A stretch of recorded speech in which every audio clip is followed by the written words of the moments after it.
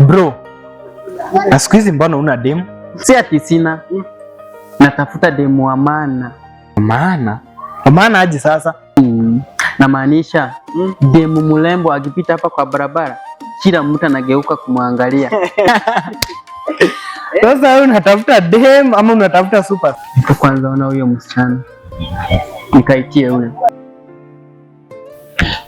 Samahani sister. Nini? Bro yangu anataka kuongea na wewe. Bro yako nani? Yule pale anaitwa Baha. Anataka nini? Ile ndo sijui.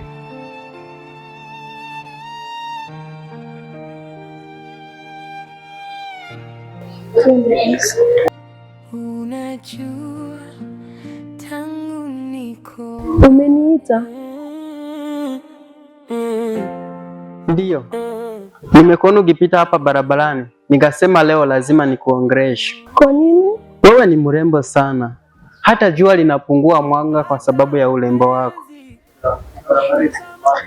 Kweli. Endelea. Alafu ukitembea barabarani, kila mtu anasahau shida zake. Bro, unaongea sana kama redio.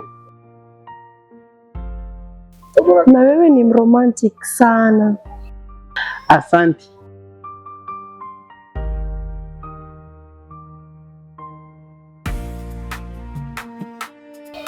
Mbona umenyamaza? Kuna shida kidogo. Shida gani?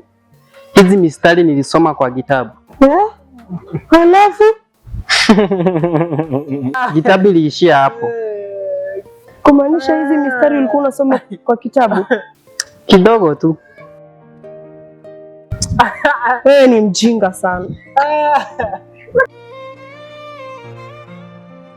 Bro, umeharibu kila kitu. Bro, tuliza akili. Bado demu nitapata. Subiri kidogo. Unaona?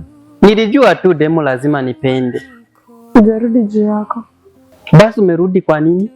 Mdogo wako. Sasa huyu na ana lolote.